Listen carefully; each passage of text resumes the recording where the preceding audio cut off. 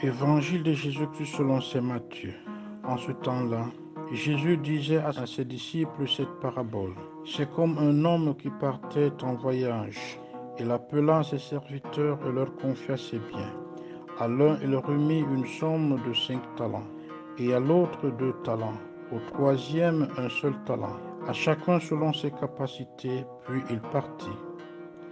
Aussitôt, celui qui avait reçu les 5 talents s'en alla pour les faire valoir et en gagna 5 autres. De même, celui qui avait reçu 2 talents en gagna 2 autres. Mais celui qui n'en avait reçu qu'un alla creuser la terre et cacha l'argent de son maître. Longtemps après, le maître de ses serviteurs revint et leur demanda des comptes. Celui qui avait reçu 5 talents s'approcha, présenta 5 autres talents et dit: Seigneur, tu m'as confié 5 talents, voilà, j'en ai gagné 5 autres. Son maître lui déclara: Très bien, serviteur bon et fidèle. Tu as été fidèle pour peu de choses, je t'en confierai beaucoup.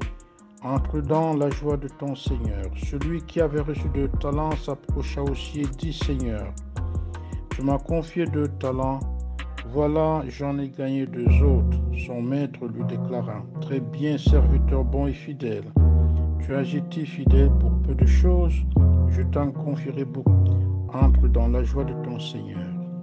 Celui qui avait reçu un seul talent s'approcha aussi et dit: Seigneur, je sais que tu es un homme dur. Tu moissonnes là où tu n'as pas semé. Tu ramasses là où tu n'as pas répandu le grain. J'ai eu peur. Je suis allé cacher ton talent dans la terre. Le voici. Tu as ce qui t'appartient. Son maître lui répliqua: Serviteur mauvais et paresseux. Tu savais que je moissonne là où je n'ai pas semé, que je ramasse le grain là où je ne l'ai pas répandu.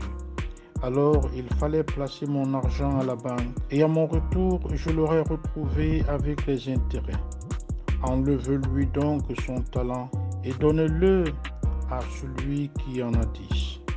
À celui qui a, on donnera encore, et il sera dans l'abondance. Mais celui qui n'a rien se verra enlever même ce qu'il a. Quant à ce serviteur bon à rien, jette-le dans les ténèbres extérieures. Là, il y aura des pleurs et des grincements dedans.